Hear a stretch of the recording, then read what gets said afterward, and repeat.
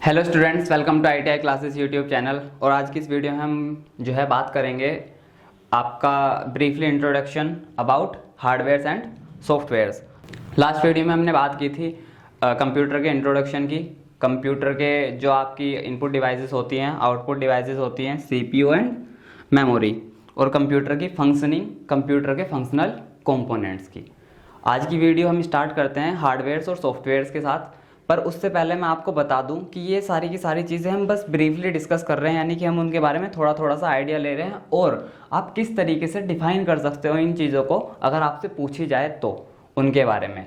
एक प्रैक्टिकल वाली वीडियो बनाऊंगा मैं। प्रैक्टिकल मतलब मैं आपको दिखाऊंगा सारी इमेजेस कि हार्डवेयर कैसे होते हैं, है ना, उनके बारे में आपको हार्डवेयर्स के बारे में भी बताऊंगा थोड़ा थोड़ा सा। और एक वीडियो बनाऊंगा मैं आपके ऑपरेटिंग सिस्टम के बारे में कि ऑपरेटिंग सिस्टम जो है आपका वो किस तरीके से कार्य करता है, उसकी फंक्शनैलिटी। और उसके बाद में जो आपका ऑपरेटिंग सिस्टम है उसमें जब आप सबसे पहले ऑपरेटिंग सिस्टम से इंटरेक्ट होगे तो उसमें आपको क्या क्या चीज़ें देखने को मिलेंगी। जैसे डेस्कटॉप होता है आपका उसके बाद में वो हो गया कि माई कंप्यूटर किस तरीके से कार्य करता है, उसमें टास्क बार क्या होता है ना, स्टार्ट मेनू क्या होता है। इस तरीके से बहुत सारी चीज़ें होती हैं विंडोज़ ऑपरेटिंग सिस्टम में, जिनके बारे में हम फोर्थ वीडियो में बात करेंगे, जिसमें मैं आपको इमेजेस दिखाऊंगा विंडोज़ ऑपरेटिंग सिस्टम के बारे में। आपको एक फेयर आइडिया मिल जाएगा कि किस तरीके से कार्य करता है। अब अभी की वीडियो में स्टार्ट करते हैं अपनी हार्डवेयर्स के साथ में। तो हार्डवेयर्स क्या होता है? बेसिकली कंप्यूटर में वो सारे की सारी चीज़ें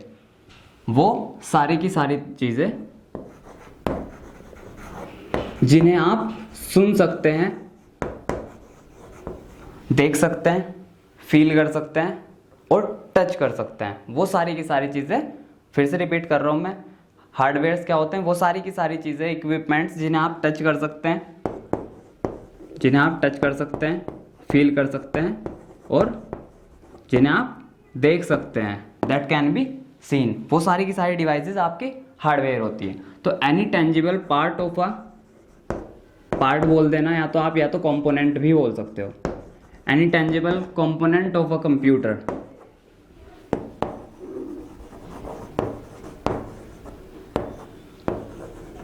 इज कॉल्ड एज हार्डवेयर। ठीक है, कैसे डिफाइन करोगे आप कि any tangible part of a computer is known as hardware. Tangible का मतलब क्या होता है यहाँ पे कि वो सारी चीज़ें जिसे आप छू सकते हो, देख सकते हो और फील कर सकते हो। तो कंप्यूटर में वो कौन कौन सी चीज़ें होती हैं जिन्हें आप देख सकते हो, फील कर सकते हो या टच कर सकते हो? वो सारी की सारी डिवाइसेस, ये सारे के सारे इक्विपमेंट जो इलेक्ट्रॉनिक होते हैं कंप्यूटर में, जो मैकेनिकल होते हैं और जो इलेक्ट्रिकल होते हैं।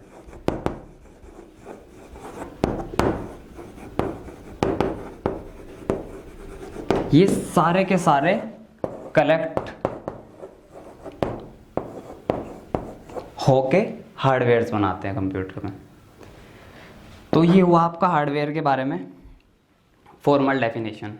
अब हार्डवेयर होते कौन कौन से हैं? एग्जाम्पल, तो आपके पास जो सबसे पहली चीज़ आपको दिखाई देती है वो होती है आपके पास में डेस्कटॉप, जो आपको बाहर ही देखने को मिल जाएगा। इसके बाद आपके पास होता है CPU, ये भी हार्डवेयर होता है। और जहाँ जहाँ CPU की बात आती है, मैंने आपको बताया हुआ, वहाँ पे मेमोरी की बात भी आएगी। मेमोरी में आपका रैम और रोम यानी कि स्टोरेज डिवाइसेस आती हैं। उसके बाद आपके पास जो चीज़ें होती हैं वो होती हैं स्पीकर्स। डेस्कटॉप को ही मॉनिटर बोलते हैं, ध्यान रखना। और आपके पास प्रिंटर्स। ये सारी की सारी डिवाइसेस जो आपको दिखाई देती हैं कंप्यूटर के जो केस होता है, जिसके अंदर मदरबोर्ड, CPU, ये सब चीज़ें, रैम रोम फिक्स होती हैं, वो सारी की सारी चीज़ें। और जो बाहर उसके सराउंडिंग में लगी हुई होती हैं, वो सारी की सारी हार्डवेयर्स होती हैं। अब हार्डवेयर का काम क्या है? बेसिकली हार्डवेयर है तो कुछ नहीं,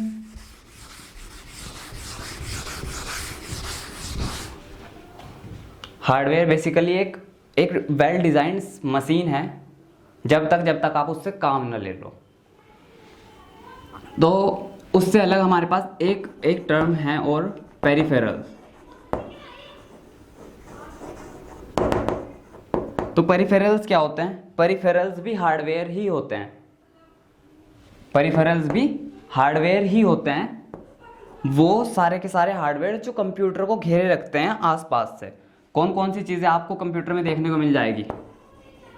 माउस जो कंप्यूटर को घेरे रखती है, कीबोर्ड, इसके बाद में आपको जो तीसरी चीज़ें मिल जाएगी वो होती है आपकी प्रिंटर, ठीक है, स्पीकर्स कॉमन है, एटसेट्रा। ये सारी की सारी डिवाइसेस क्या हैं? आपकी पेरिफेरल्स हैं। अब एक क्वेश्चन होगा आपके मन में कि पेरिफेरल्स में और हार्डवेयर में डिफरेंस क्या है? फिर हार्डवेयर भी तो ही है और पेरिफेरल्स भी है। क्वेश्चन क्या है कि इन दोनों में डिफरेंस क्या है? हमें कैसा पता लगेगा कि कौन सी चीज़ पेरिफेरल है और कौन सी चीज़ हार्डवेयर, या फिर मैं ये कहूँ कि कौन सी चीज़ पेरिफेरल नहीं है? क्योंकि सारे पेरिफेरल्स हार्डवेयर तो होते हैं पर सारे हार्डवेयर पेरिफेरल्स नहीं होते। इसे किस तरीके से डिफाइन कर सकते हैं? पहले मैं इसकी डेफिनेशन लिख देता हूँ। Peripherals are the hardwares that surrounds a computer system,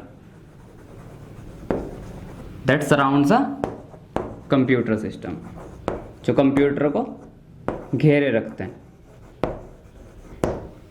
तो पेरिफेरल्स में जो डिफरेंस डिफाइन करोगे आप, वो कैसे करोगे कि पेरिफेरल्स वो हार्डवेयर्स हैं जिन्हें अगर कंप्यूटर में से हटा दिया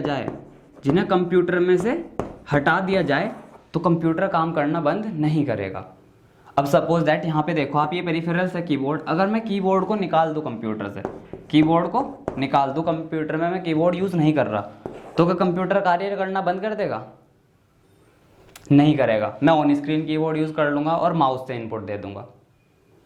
तो पेरिफेरल्स वो सारे हार्डवेयर जिन्हें अगर निकाल भी दिया जाए तो कंप्यूटर कार्य करना बंद नहीं करेगा। वो सारी की सारी डिवाइसेस, वो सारे के सारे हार्डवेयर्स ही आपके पेरिफेरल्स होते हैं, ठीक है।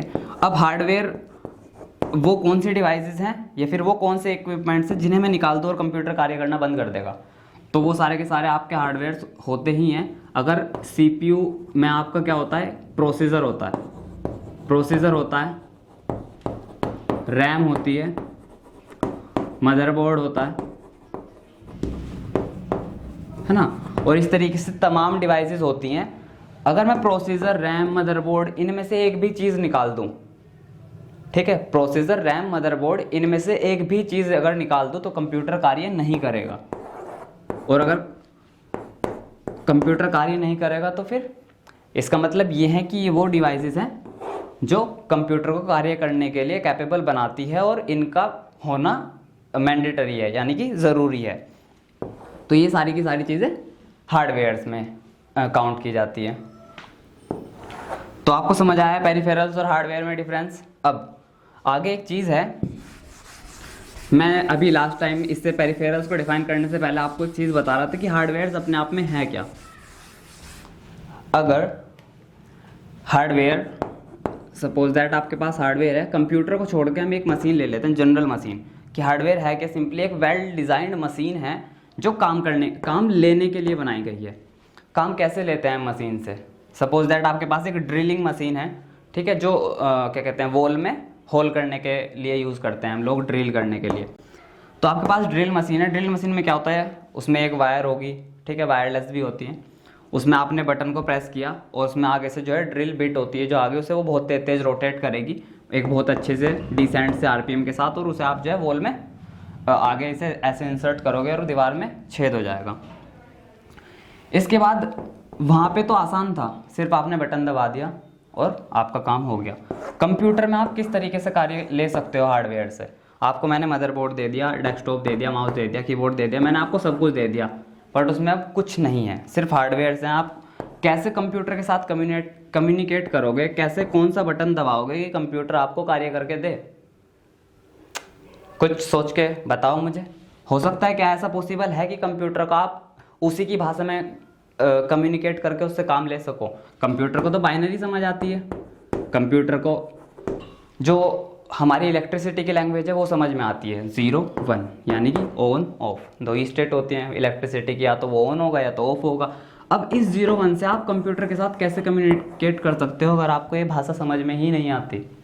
तो उस केस में आपको ज़रूरत है कि एक ऐसी चीज़ बनाई जाए जो हार्डवेयर्स और यूज़र के बीच में, यानी कि हमारे और हार्डवेयर के बीच में हमारी कम्युनिकेट करने में हेल्प करे, यानी कि हम कंप्यूटर के साथ बात कर सकें। और वो चीज़ जो हमारी हेल्प करती है हार्डवेयर्स के साथ बात करने में कंप्यूटर की लैंग्वेज में, उन्हें हम सॉफ्टवेयर्स बोलते हैं। क्या बोलते हैं हम उन्हें? सॉफ्टवेयर्स। तो अब देखते हैं हम सॉफ्टवेयर्स क्या होते हैं। इससे पहले हम सॉफ्टवेयर्स को डिफाइन करेंगे, क्योंकि सॉफ्टवेयर एक थोड़ा सा लंबा टॉपिक है। इससे पहले आपको मैं ये नोट कर लीजिए, आप जो मैं आपको बता तो चुका हूँ, बस नोट करना है आपको यहाँ से कि जो प्राइमरी हार्डवेयर के कंपोनेंट्स होते हैं वो कितने होते हैं आपके पास। बेसिकली 5 होते हैं। वो होते हैं आपके इनपुट डिवाइसेस, इसके बारे में भी मैं आपको बता चुका हूँ। आउटपुट डिवाइसेस,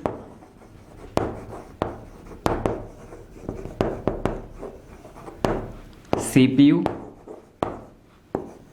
और जहाँ जहाँ सीपीयू होगा वहाँ पे मैंने कहा था आपको मेमोरी की बात ज़रूर आएगी। और लास्ट में आपके आती हैं स्टोरेज डिवाइसेस। वैसे तो ये ऑलमोस्ट सारी चीज़ें मैं आपको बता चुका हूँ पहले ही। स्टोरेज डिवाइसेस बची है, वो मैं लेटर किसी वीडियो में आपको बता दूंगा, तो ऐसा मतलब ज़्यादा सोचने की ज़रूरत नहीं है इसके लिए। अब आते हैं वापस अपने टॉपिक पे, हम जिसकी बात कर रहे थे सॉफ्टवेयर्स की।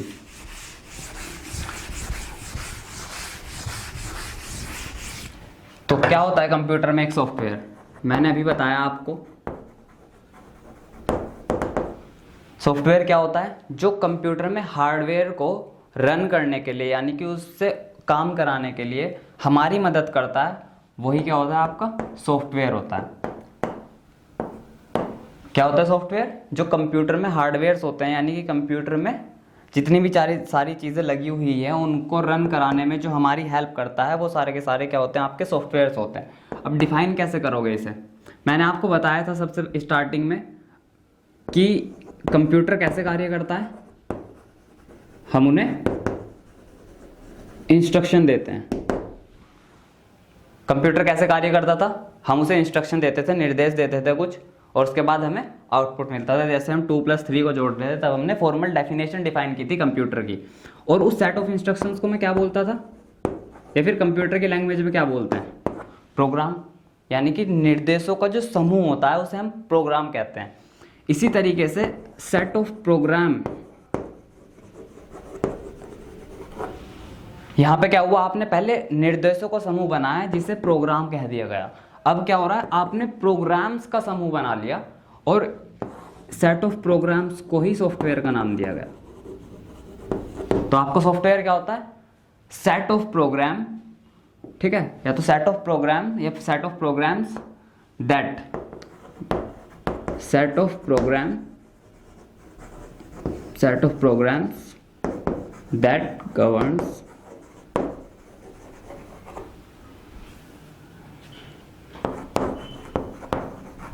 operation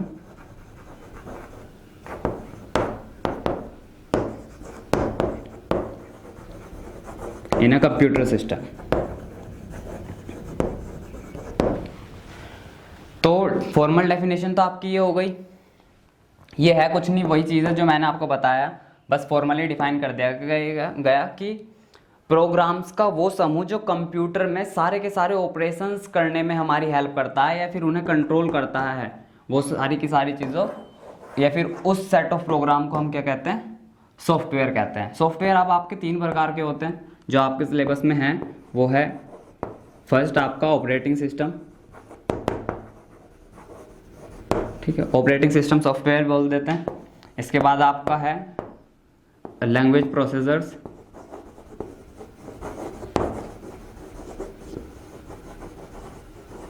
और लास्ट में थर्ड है आपका एप्लीकेशन सॉफ्टवेयर्स।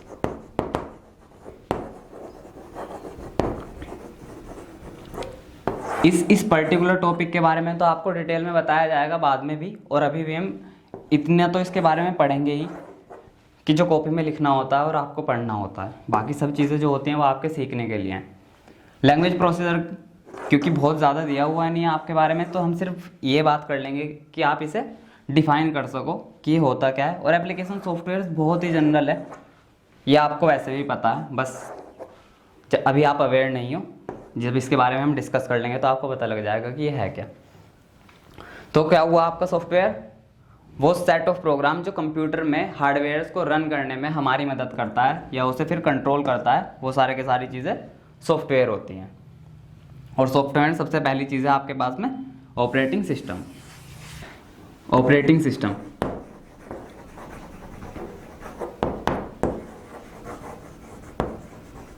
जैसे मैंने आपको बताया कि ऑपरेटिंग सिस्टम है क्या? एक सॉफ्टवेयर जो हार्डवेयर्स के सबसे ज़्यादा क्लोज होता है, यानी कि ये हार्डवेयर्स के साथ इंटरेक्ट सबसे आसानी से कर सकता है और हम हार्डवेयर से सबसे ज़्यादा दूर होते हैं। तो ऑपरेटिंग सिस्टम का कार्य क्या हुआ यहाँ पे कि ये हार्डवेयर्स के साथ कोऑर्डिनेट करेगा और हमें कार्य करके देगा। सबसे पहले यहाँ पे एक छोटे से डायग्राम से समझते हैं कि सीपीयू और हार्डवेयर एक चीज़ हुई कंप्यूटर में। इसके साथ जिसका इंटरेक्शन होगा, जो इसके साथ कम्युनिकेट करेगा, भले ही निर्देश हम दे, वो क्या होगा आपका? Operating system.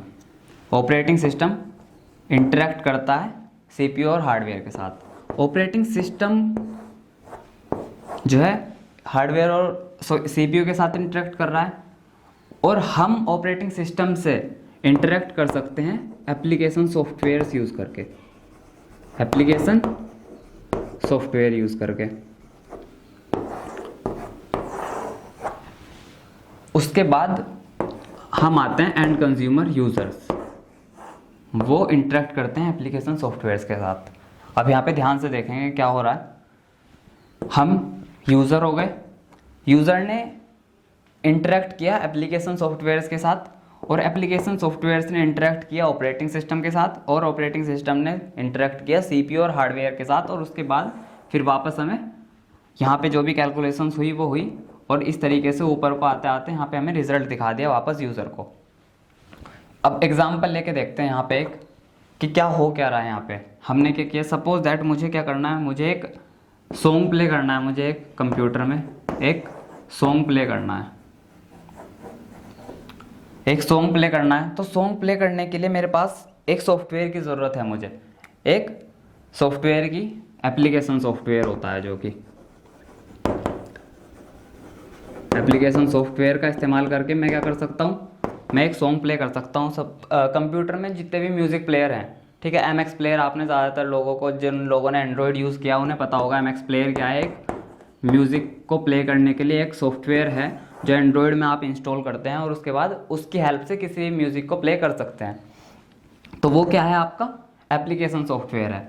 MX प्लेयर ने क्या किया, MX प्लेयर जो है ऑपरेटिंग सिस्टम के साथ इंटरेक्ट करेगा। हमने तो MX प्लेयर में इंस्ट्रक्शंस दे दिए कि मुझे इस तरीके से गाना चलाना है। MX प्लेयर आगे क्या करेगा, ऑपरेटिंग सिस्टम के साथ में कोऑर्डिनेट करेगा, इसके साथ में इंटरेक्ट करेगा और उसे बताएगा कि यूज़र की क्या रिक्वायरमेंट है कि उसे गाना प्ले करना है।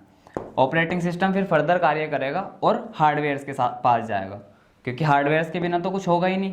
अगर मैंने एक भी हार्डवेयर निकाल लिया कंप्यूटर से, तो क्या खाली सिस्टम सॉफ्टवेयर्स के बेस पे चल सकता है? नहीं। तो ऑपरेटिंग सिस्टम फिर हार्डवेयर के साथ पास जाएगा। हार्डवेयर में स्टोरेज डिवाइस होगी कहीं पे, जहाँ पे वो गाना स्टोर होगा।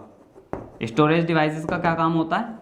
डाटा को स्टोर रखना और उसे रिट्रीव करना बाद में जब उसकी ज़रूरत होगी हमें। तो storage devices operating system hardware के साथ जाएगा, वहाँ पे स्टोरेज डिवाइसेस से गाना रिट्रीव होगा और वापस ऑपरेटिंग सिस्टम के पास जाएगा, फिर एप्लीकेशन सॉफ्टवेयर के पास, फिर यूज़र्स के सामने प्ले होगा। तो इस तरीके से ऑपरेटिंग सिस्टम कुछ कार्य करता है। अब बेसिकली फॉर्मल डेफिनेशन की बात कर लेते हैं कि ऑपरेटिंग सिस्टम की फॉर्मल डेफिनेशन क्या होगी। क्योंकि क्या है, ये एक सॉफ्टवेयर है, तो मैं इसे क्या कहूँगा, बेसिकली ये भी एक प्रोग्राम ही है। Program that acts as an interface between user and hardware. Operating system क्या है? ऑपरेटिंग सिस्टम एक प्रोग्राम है जो एक इंटरफेस की तरह कार्य करता है यूजर और हार्डवेयर में। इंटरफेस का क्या मतलब है यहाँ पे कि वो हमें एक डिस्प्ले प्रोवाइड करेगा जिसका इस्तेमाल करके हम हार्डवेयर के साथ कम्युनिकेट कर सकते हैं। इसे जो है थोड़ा सा और सिंपल तरीके से ऐसे समझो कि ऑपरेटिंग सिस्टम आपका सेक्रेटरी है। ऑपरेटिंग सिस्टम आपका सेक्रेटरी है। अब आपने तो जो है आप बॉस हो, तो आप क्या करोगे? आप ऑपरेटिंग सिस्टम को या फिर अपने सेक्रेटरी को ऑर्डर दे सकते हो। सपोज दैट आपने कहा कि मुझे 10 पेड़ चाहिए, मुझे 10 पेड़ चाहिए, तो आपका सेक्रेटरी कैसे कार्य करेगा?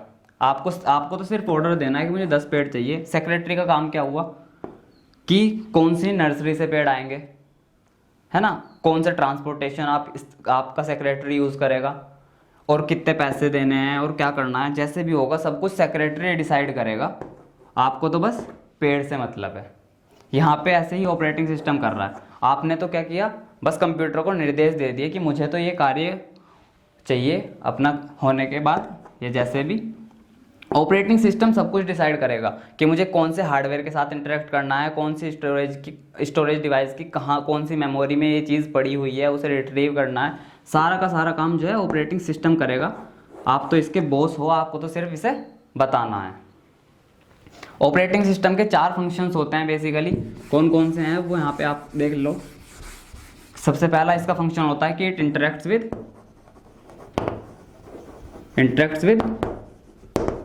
हार्डवेयर के साथ में इंटरेक्ट करने का कार्य ऑपरेटिंग सिस्टम का होता है। दूसरा, मैनेज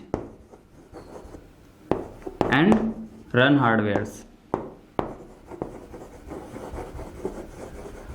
को मैनेज करने का और रन करने का कार्य भी हार्डवेयर का ऑपरेटिंग सिस्टम का ही होता है। उसके बाद 2 जो कार्य ऑपरेटिंग सिस्टम करता है वो होता है कंप्यूटर को एफिशिएंट बनाना और कन्वीनियंट बनाना। एफिशिएंट और कन्वीनियंट का मतलब क्या है? कन्वीनियंट का मतलब तो ये हुआ कि उसने इसे कंप्यूटर को इस्तेमाल करना हमारे लिए इजी बना दिया, हमें एक इंटरफेस प्रोवाइड करके कि आप इस इंटरफेस पे जाओ, इस तरीके से कंप्यूटर को इस्तेमाल करो और बाकी काम मैं आपको करके दे दूंगा। और एफिशिएंट का क्या मतलब है? इंटरफेस की ही मदद से आप कंप्यूटर को ज़्यादा तेज़ी से इस्तेमाल कर पाए। तो ऑपरेटिंग सिस्टम का क्या काम हुआ? हार्डवेयर्स को एफिशिएंट और कन्वीनियंट बनाना इस्तेमाल के लिए, यानी कि उसे तेज़ बनाना और उसे आसान बनाना। और फोर्थ जो आपका लास्ट कार्य करता है, वैसे तो और भी बहुत सारे कार्य करता है बट जो बताने वाले हैं वो आपके यहाँ पे 4 हैं। फोर्थ आपका कार्य जो करता है वो it loads necessary programs in your computer.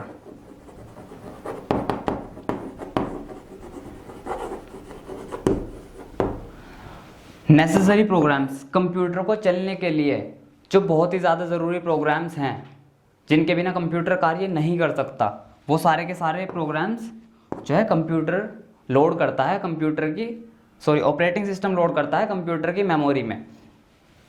अब आप एक चीज़ देखो, आपने अगर कभी कंप्यूटर को यूज़ किया और उसमें क्या हुआ, आपकी विंडो करप्ट हो गई या फिर आपकी विंडो है ही नहीं, उसमें विंडो करप्ट हो गई या फिर है ही नहीं, तो क्या कंप्यूटर कार्य करता है?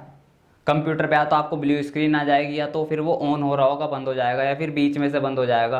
कंप्यूटर प्रॉपर वे में कार्य नहीं कर सकता। तो उसका क्या मतलब है कि उसमें से कुछ जो नेसेसरी प्रोग्राम्स थे उसे चलाने के लिए वो गायब हो गए, या फिर उसमें कुछ गलती हो गई जिस वजह से कंप्यूटर कार्य नहीं करेगा। तो कंप्यूटर यहाँ पे ये कार्य करता है। और एक और कार्य कंप्यूटर करता है, वो है यह है कि जो मेमोरी में डाटा स्टोर है उसे किस तरीके से रखना है, कहाँ पे रखना है उसे, ताकि मैं जल्दी से जल्दी वापस रिट्रीव करके उस पर कार्य कर सकूँ। ये भी कार्य जो है आपका ऑपरेटिंग सिस्टम का होता है। ठीक है, तो ये हुआ आपका ऑपरेटिंग सिस्टम। इसके बाद बात करते हैं हम आपके लैंग्वेज प्रोसेसर्स की और एप्लीकेशन सॉफ्टवेयर्स की। एप्लीकेशन सॉफ्टवेयर्स का मैंने आपको बता ही दिया तो पहले लैंग्वेज प्रोसेसर्स की बात कर लेते हैं। लैंग्वेज प्रोसेसर्स, नाम से आपको क्या लग रहा है? लैंग्वेज प्रोसेसर, यानी कि जो भाषा को प्रोसेस करे, जो लैंग्वेज को प्रोसेस करे, भाई आपके कंप्यूटर में लैंग्वेज प्रोसेसर्स होते हैं। और ये बेसिकली एक सॉफ्टवेयर होता है जो ह्यूमन लैंग्वेज को, हमारी भाषा को कंप्यूटर की भाषा में कन्वर्ट करने के लिए कार्य करता है। हमारी भाषा को कंप्यूटर की लैंग्वेज में कन्वर्ट करने का कार्य करता है, क्योंकि आप कभी भी 0-1 के बिहाफ पे निर्देश नहीं दे सकते, और अगर दे सकते हो तो वो बहुत लिमिटेड होंगे। कितने कॉम्बिनेशन आप 0-1 के बना के कितने निर्देश दे सकते हो कंप्यूटर को? ऑलमोस्ट या तो थोड़े से या फिर बिल्कुल भी नहीं। तो हम क्या करते हैं, हम अपनी भाषा में प्रोग्राम्स लिखते हैं, या फिर अपनी भाषा में लिखते हैं, या फिर कंप्यूटर में 3 लैंग्वेज हैं, लो लेवल लैंग्वेज और मीडियम लेवल लैंग्वेज और high level language, HLL sorry. हम प्रोग्राम इस भाषा में लिखते हैं, फिर लैंग्वेज प्रोसेसर्स उन्हें कंप्यूटर की भाषा में कन्वर्ट करते हैं ताकि कंप्यूटर उन्हें समझ के उन पर कार्य कर सके। तो वो सारे के सारे सॉफ्टवेयर्स आपके क्या होते हैं? Language processor. इसमें आपकी 3 चीज़ें होते हैं, इंटरप्रेटर, कंपाइलर और आपका असेंबलर। तीनों का ही जो है कार्य यही होता है कि आप वो ह्यूमन लैंग्वेज को कंप्यूटर लैंग्वेज में कन्वर्ट करते हैं। बट सबके अपने अपने अलग तरीके हैं। कोई लाइन टू लाइन करेगा, और कोई जो है एक ही बार में पूरा का पूरा कन्वर्ट कर देगा, बाद में आपको एरर शो करेगा। ये ज़्यादा आपके सिलेबस में दिया हुआ नहीं है, तो मैं इसलिए आपको इसके बारे में नहीं बता रहा हूँ इससे आगे, वरना ये तीनों चीज़ें अलग से पढ़ाई जा सकती हैं। इसके बाद लास्ट में आपके पास आता है एप्लीकेशन सॉफ्टवेयर्स। एप्लीकेशन सॉफ्टवेयर्स,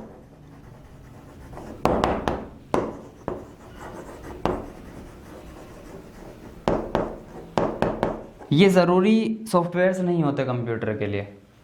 मतलब कंप्यूटर कार्य करेगा, अगर ये नहीं है तब भी करेगा। पर हाँ, अगर आपको कंप्यूटर से अलग अलग तरह के कार्य कराने हैं तो आप अलग अलग सॉफ्टवेयर्स का इस्तेमाल जो करते हो वही आपके एप्लीकेशन सॉफ्टवेयर्स होते हैं।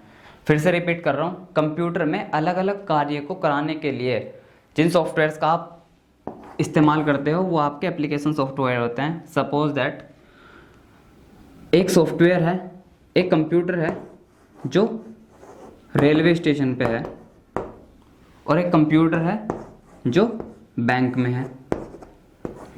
अब जो रेलवे स्टेशन पे वो सॉफ्टवेयर एप्लीकेशन सॉफ्टवेयर यूज़ करते हैं, उस एप्लीकेशन सॉफ्टवेयर का काम होता है कि वो टिकट प्रिंट करके दे।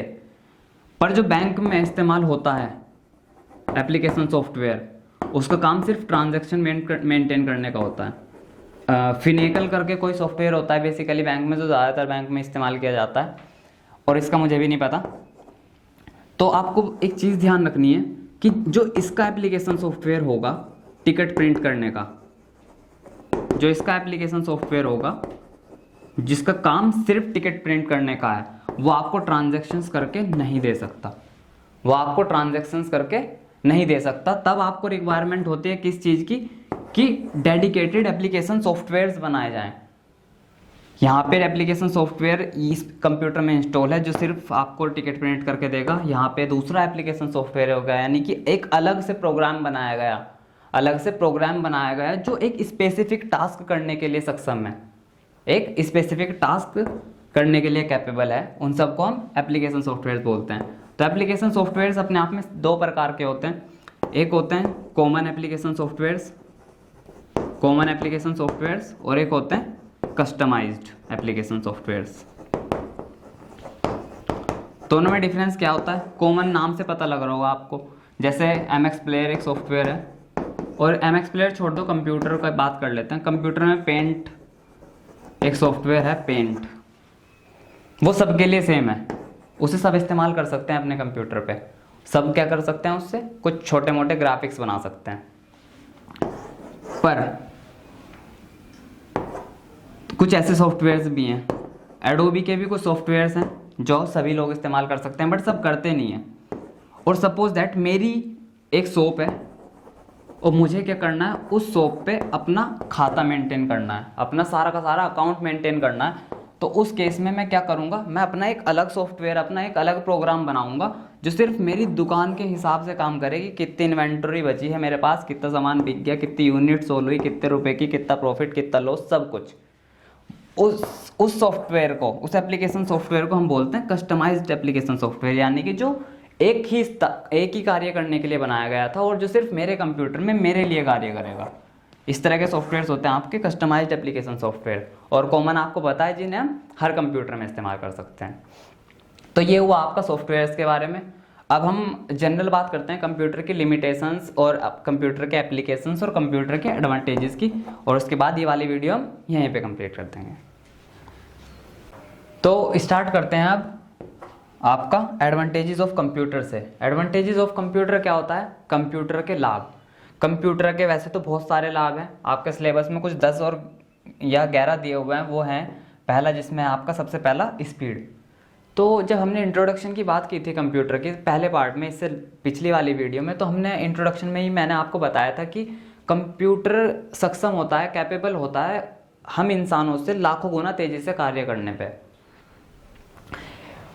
तो आपको ना जान के थोड़ा सा सरप्राइज फील होगा कि कंप्यूटर लाखों गणनाएं एक सेकंड में कर सकता है, और पर्सनल कंप्यूटर जो आजकल हम अपने घरों में इस्तेमाल करते हैं वो अरबों गणनाएं एक साथ कर सकता है।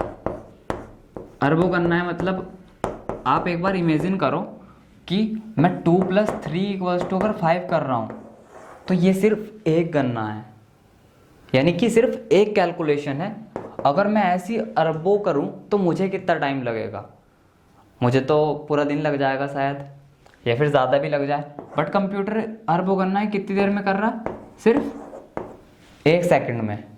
जो हम घर पे इस्तेमाल कर रहे हैं वो कंप्यूटर, जो कंप्यूटर हमारे घर पे नहीं होते, जो बाहर हम रिसर्च और डेवलपमेंट सेंटर्स में इस्तेमाल करते हैं, सुपर कंप्यूटर्स जैसे कंप्यूटर, वो फिर कितना तेज होंगे आप सिर्फ सोच के देखो। जिनसे हम वेदर फोरकास्ट तक कर लेते हैं, है ना, जिससे हम ये पता कर लेते हैं कि भूकंप आने वाला है। इस तरह के कंप्यूटर्स बहुत ही ज़्यादा तेज़ी से काम करने के लिए सक्षम होते हैं। तो कंप्यूटर की जो सबसे पहली एडवांटेज है वो है उसकी स्पीड, कि ये बहुत ही ज़्यादा तेज़ी से काम करता है। इसके बाद कंप्यूटर की दूसरी इम्पोर्टेंट एडवांटेज है रिलायबिलिटी। रिलायबिलिटी को हिंदी में बोलते हैं विश्वसनीयता।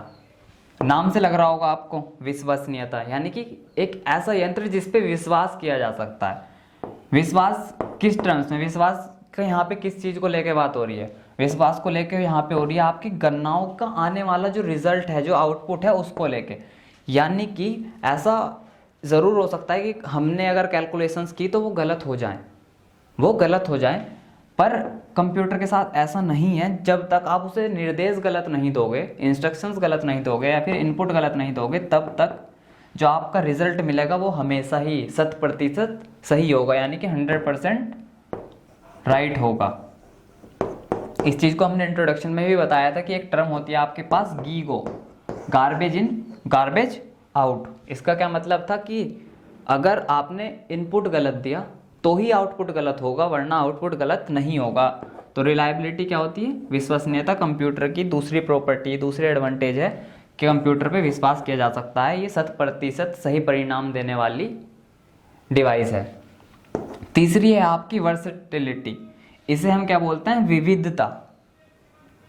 क्या बोलते हैं, विविधता। इसका क्या मतलब होता है कि कंप्यूटर को अलग अलग क्षेत्रों में अलग अलग कार्य करने के लिए इस्तेमाल किया जा सकता है, वो भी बड़ी आसानी से। कंप्यूटर के जो बेसिक हार्डवेयर्स हैं वो हर जगह पे सेम होते हैं, बस जहाँ पे आपको बदलने की ज़रूरत है वो होंगे आपके सॉफ्टवेयर्स। एप्लीकेशन सॉफ्टवेयर्स को बदलने की आपको ज़रूरत पड़ सकती है, या फिर सॉफ्टवेयर्स को, कि कंप्यूटर का बेसिक स्ट्रक्चर बैंक में भी सेम होता है, रेलवे स्टेशन पे भी सेम होता है, बस कहाँ अंतर आता है उसमें, उसके सॉफ्टवेयर्स में। तो कंप्यूटर ही एक ऐसी डिवाइस है, बाकी ऐसी कोई डिवाइस अभी तक नहीं बनी जो अलग अलग क्षेत्रों में कार्य करने के लिए सक्षम हो। तो तीसरी प्रॉपर्टी होती है आपकी इसकी वर्सेटिलिटी, यानी कि विविधता। इसके बाद फोर्थ है आपका इंफॉर्मेशन रिट्रीवल, यानी कि सूचना की पुनः प्राप्ति। हिंदी से आपको समझ में आ रहा होगा कि क्या है इसका मतलब। कंप्यूटर की मेमोरी है, उसमें कुछ डाटा स्टोर है, उसे आप पुनः प्राप्त कर सकते हो उस पर कार्य करने के लिए। कंप्यूटर में अगर आपने कोई डाटा स्टोर किया है, जब तक उसके हार्डवेयर्स ना खराब हो जाएं तब तक आप उस इंफॉर्मेशन को उसमें स्टोर रख सकते हो, सुरक्षित रख सकते हो, जिसे आप बाद में कभी भी इस्तेमाल कर सकते हो। जैसे हमने एक स्कूल वाला एग्जांपल लिया था कि मुझे स्कूल के सारे स्टूडेंट्स का रिकॉर्ड रखना है, तो मैं क्या कर सकता हूँ, ये कार्य कंप्यूटर का इस्तेमाल करके बड़ी आसानी से कर सकता हूँ। मैंने जो है एक एक्सेल फाइल बनाई, उसमें सारे स्टूडेंट्स की लिस्ट बना ली, उनके पेरेंट्स नेम, उनकी रोल नंबर, सब कुछ। और जब भी मेरा मन हुआ, आज से अगर मुझे 5 साल बाद भी उनका रिकॉर्ड देखना है कि आज से 5 साल पहले क्लास 10th में जो बच्चे रह के गए वो कौन से थे, मैं क्या करूँगा, 10th क्लास वाली फाइल खोलूँगा और मैं सारी की सारी लिस्ट को आराम से देख लूँगा। तो उस केस में क्या होता है, कंप्यूटर बहुत ही ज़्यादा इफेक्टिव है। अगर यही काम आप रजिस्टर में करते तो रजिस्टर खोने के चांसेस ज़्यादा होते हैं, और क्योंकि आपके पास बहुत सारे रजिस्टर होते तो आपको वक्त भी लगता है उसे ढूंढने में। तो इस केस में इसकी ये एडवांटेज मानी जाती है कि इन्फॉर्मेशन रिट्रीवल करने में बहुत ही ज़्यादा आसान और सक्षम है। अब एक चीज़ आती है कंसिस्टेंसी, इसे बोलते हैं एकरूपता। तो कंसिस्टेंसी होती है कंप्यूटर में। इससे पहले कंसिस्टेंसी को मैं बताऊं, आप ये देखो कि अगर मुझे कोई कार्य करना है और मुझसे बार बार एक ही कार्य कराया जा रहा है, तो मैं कैसा फील करूंगा, मैं थक भी सकता हूं, और क्योंकि मैं बार बार एक ही तरह का कार्य कर रहा हूं तो मैं बोर भी हो सकता हूं। कंप्यूटर के केस में ऐसा नहीं होता, ना तो कंप्यूटर थकता है, ना कंप्यूटर एक ही कार्य को बार बार करते हुए बोर होता है। और इसी एडवांटेज को हम कंप्यूटर की कंसिस्टेंसी या फिर एकरूपता बोलते हैं। इसके बाद जो आपका 6th है वो है high quality products. High quality products में क्या हुआ, कंप्यूटर का इस्तेमाल करके हमने प्रोडक्ट्स को एक अच्छी क्वालिटी का बना दिया। इसे हिंदी में बोलते हैं हाई क्वालिटी प्रोडक्ट्स को उच्च स्तरीय उत्पाद, यानी कि जिनकी क्वालिटी बहुत ज़्यादा अच्छी हो। सपोज यहाँ पे एक एग्जाम्पल लेते हैं, सारी चीज़ों में एग्जाम्पल से आपको चीज़ें ध्यान रहेंगी। पहले क्या होता था, बैंक्स होते थे, बैंक्स में आप जाते थे, ट्रांजेक्शन करते थे, पैसों का लेन देन होता था, मतलब फिजिकल नोट्स का लेन देन होता था, नंबर से नहीं होता था।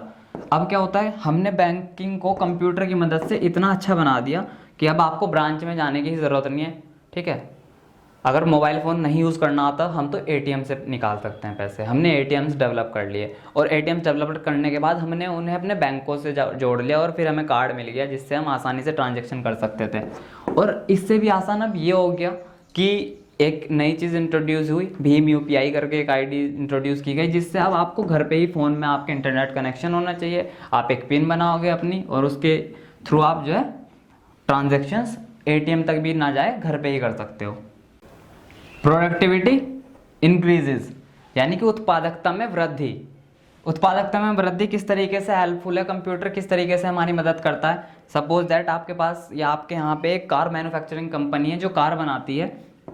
अब पहले जब कंप्यूटर्स नहीं थे तो सारे के सारे काम कौन करता था, सारे के सारे काम आदमी करते थे, और वो पूरे दिन में 2 से 4 कार बना पाते थे। ठीक है, 100 लोग मिलकर 2 से 4 कार बना पाते थे। फिर क्या हुआ, बड़े बड़े मशीन्स बना दी गई और उन्हें कंप्यूटरों के साथ जोड़ दिया गया, जिसमें कंप्यूटर में निर्देश हैं कि ये खिड़की इस तरीके से यहाँ पे फिट होगी कार में, और सारे के सारे काम रोबोट्स करने लगे, इंसानों को हटा दिया गया। अब वही फैक्ट्री कंप्यूटर और रोबोट्स की मदद से 200 से 400 कार बनाती है, जिसमें इंसानों की ज़रूरत ही नहीं है। अब जो बड़ी बड़ी मैन्युफैक्चरिंग इंडस्ट्रीज़ हैं वो सारी की सारी बड़े बड़े रोबोट्स और कंप्यूटर से जुड़ गई हैं, और इस तरीके से कंप्यूटर्स ने हमारी उत्पादकता में वृद्धि करने में मदद की। इसके बाद आपका है एंटरटेनमेंट टूल। तो कंप्यूटर, जो पर्सनल कंप्यूटर्स होते हैं, घर में हम उन्हें एंटरटेनमेंट टूल के लिए यूज़ करते ही हैं। काम के लिए तो करते ही करते हैं, बट एंटरटेनमेंट के लिए भी करते हैं। हमने मूवीज़ देख ली, हमने यूट्यूब सर्फ कर लिया, इंटरनेट सर्फ कर लिया, आपने रिसर्च कर ली, कुछ भी। तो इस केस में एंटरटेनमेंट का एक अच्छा टूल है कंप्यूटर, ये इसकी एक एडवांटेज है। इसके बाद एजुकेशनल बेनिफिट्स की बात करते हैं। जैसे कि अभी लॉकडाउन हो रखा है, तो यहाँ से क्या होगा, एजुकेशनल बेनिफिट्स किस तरीके से हो रहे हैं यहाँ पे हमें ये देखो। अब क्लासेस ऑनलाइन होने लगी ताकि बच्चों को एजुकेशन में नुकसान ना हो, हम जो है ऑनलाइन पढ़ने लगे। ऑनलाइन नहीं पढ़ रहे अगर हम, मतलब डायरेक्ट ऑनलाइन क्लासेस नहीं हो रही हैं, मतलब टीचर लाइव नहीं है, तो उनके लेक्चर्स रिकॉर्डेड हैं और कहीं ना कहीं यूट्यूब जैसे प्लेटफॉर्म पे वो अपलोडेड हैं, पब्लिश्ड हैं। उसके बाद क्या कर सकते हो आप, उन्हें कभी भी आप वहाँ पे जाओ, एक्सेस करो, प्ले करो और आराम से देखो। और इससे क्या होगा, हमें एजुकेशन में बेनिफिट्स हुए। इससे अलग हमें लाइव वो स्मार्ट क्लासेस मिलने लगी, कुछ रिकॉर्डेड लेक्चर्स प्रोजेक्ट कर दिए गए एक बोर्ड पे, वहाँ पे आप बैठ के आराम से उन्हें देख रहे हो। इस तरीके से एजुकेशन में बहुत सारे बेनिफिट्स हुए कंप्यूटर के बाद। फिर है आपका एड टू हैंडीकैप्ड। तो कंप्यूटर के अंदर 2-3 ऐसे फीचर्स हैं जो दिव्यांग और विकलांग लोग हैं उनकी मदद करने के लिए बहुत ही अच्छे होते हैं। एक चीज़ है कंप्यूटर में स्पीच टू टेक्स्ट या फिर टेक्स्ट टू स्पीच, दोनों ही काम करते हैं। अब स्पीच टू टेक्स्ट में क्या होता है, हम बोल देते हैं, जिन लोगों को लिखना नहीं आता है या फिर जो लिखने में सक्षम नहीं है वो क्या करते हैं, कंप्यूटर में वॉइस के थ्रू बोल देते हैं और वो जो है स्पीच रिकॉग्नाइज कर लेता है कि ये क्या बोल रहा है और उसके बाद उसे सर्व कर ले, उसे आइडेंटिफाई करके उस पर मैनिपुलेट कर लेता है और उसे समझ जाता है, फिर उसी तरीके से रिजल्ट शो कर देता है।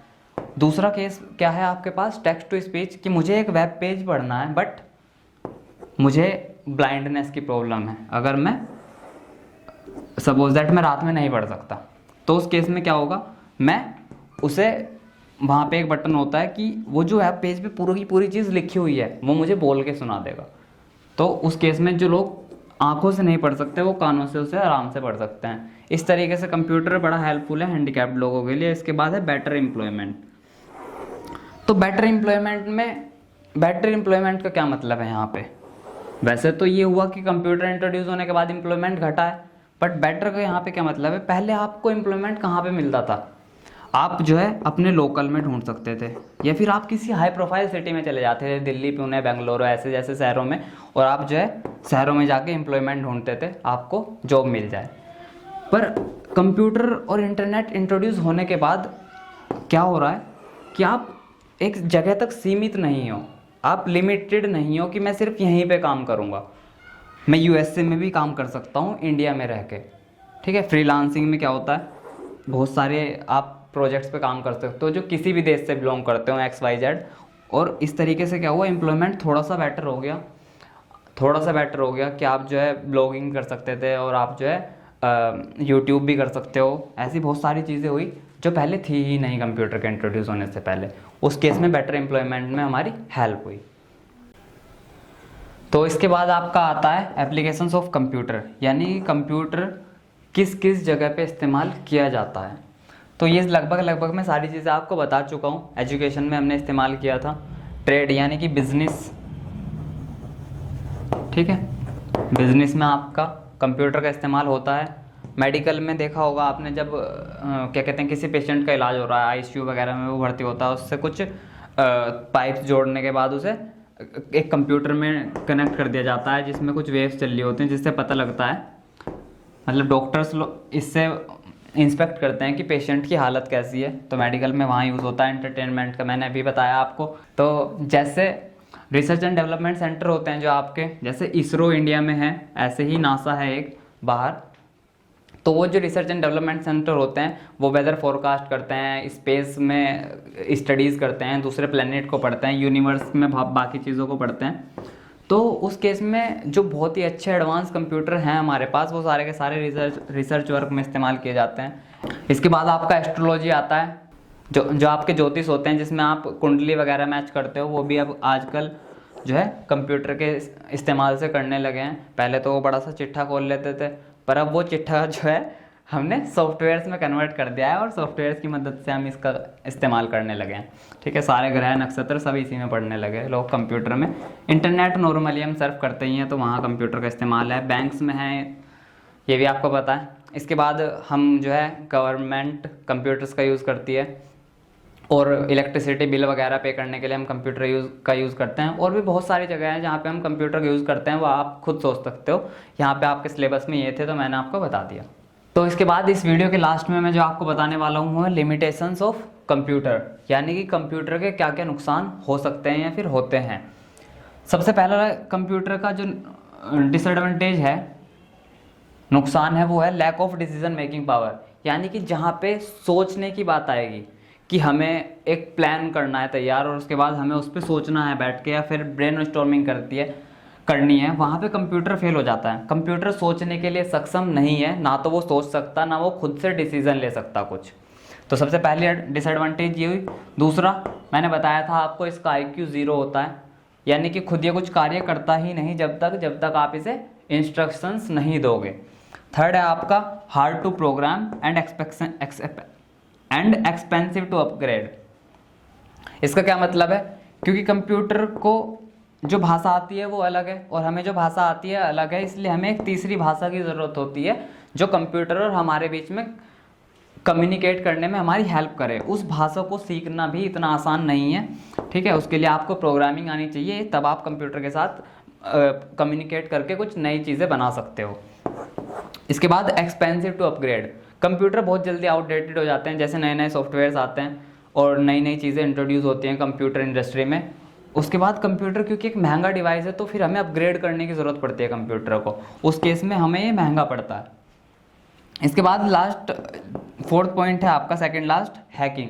हैकिंग में क्या हुआ, जैसे ही चीज़ें इंटरनेट से जुड़ने लगी वैसे ही हैकिंग के केस बढ़ने लगे कि किसी का अकाउंट हैक हो गया, उससे पैसे निकाल लिए, किसी का फेसबुक अकाउंट यूज़ कर लिया, पर्सनल इन्फॉर्मेशन रिट्रीव कर ली। इस तरह के केसेस में कंप्यूटर नुकसानदायक है। Next last but not the least, आपका लास्ट पॉइंट है रिस्क ऑफ लूजिंग डाटा। यानी कि इसका क्या मतलब है, आपको कंप्यूटर में जो स्टोरेज डिवाइसेस होती हैं उन्हें बहुत ही संभाल के यूज़ करना होता है, क्योंकि अगर गलती से भी कंप्यूटर में वायरस या फिर कुछ वायरस जैसी दूसरी चीज़ आ गई तो उस केस में आप अपना सारा का सारा डाटा लॉस कर सकते हो, है ना। जैसे आपने बहुत लंबे टाइम से कुछ डाटा स्टोर करके रखा और आपके हार्ड डिस्क में जो है कोई वायरस आ गया तो आपका सारा का सारा डाटा या तो खुद ही जो है क्रिएट होने लगेगा या डिलीट हो जाएगा, कुछ भी हो सकता है। उसमें रिस्क है यहाँ पे डाटा को लॉस करने का। इसके अलावा कंप्यूटर में हार्डवेयर और सॉफ्टवेयर जैसी दो टर्म्स और होती हैं।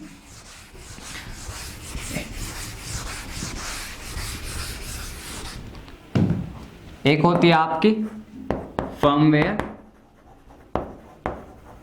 और दूसरी होती है आपकी लाइववेयर। तो दोनों का देख लेते हैं क्या होती है ये। फर्मवेयर एक टर्म है सॉफ्टवेयर और हार्डवेयर जैसी जो हम कब इस्तेमाल करते हैं, प्री रिटन प्रोग्राम्स के लिए यूज़ करते हैं इन रोम। कभी आपने देखा है, आपने एक एंड्रॉयड मोबाइल लिया जिसमें 64 GB मेमोरी थी, जिसमें 64 GB मेमोरी का आपने एक मोबाइल लिया, एंड्रॉयड मोबाइल लिया। उसके बाद आपने कभी भी देखा होगा, आपको कभी भी फ्री स्पेस आपको 64 GB नहीं दिखाता। मतलब आप इसमें से 64 का 64 कभी भी यूज़ नहीं कर सकते। इसमें क्या होगा, आप 56 या 58 GB यूज़ कर सकते हो बस। यहाँ पे इसका क्या मतलब है, इतना सारा स्पेस कहाँ है, ये सारा का सारा स्पेस फर्मवेयर से ले रहे हैं। यानी कि कुछ प्रोग्राम जो रोम में पहले से लिखे जा चुके जिन्हें आप मॉडिफाई नहीं कर सकते, ये जो बीच का स्पेस है वो उन्हीं के पास में। तो वो होते हैं आपके प्री रिटन प्रोग्राम्स जो रोम में लिखे जाते हैं, फर्मवेयर। लाइववेयर वो टर्म है जो एसोसिएट की जाती है, उन लोगों के साथ में जोड़ी जाती है जो कंप्यूटर का यूज़ करके बेनिफिट उठा रहे हैं उसके साथ में, ठीक है। फिर ऐसे humans getting benefited by using computers. तो लाइववेयर क्या हुआ, वो टर्म है ये जो कंप्यूटर से जुड़े हुए चीज़ें का इस्तेमाल करके बेनिफिट उठा रहे हैं कंप्यूटर का, वो लाइववेयर होता है, ठीक है। तो ये हुआ आपका यहाँ पे कंप्लीट। आपको किसी भी तरह की क्वेरी हो अगर तो आप कमेंट सेक्शन में मुझे बता देना, मैं आपको उसे सॉर्ट आउट कराने में हेल्प कर दूँगा।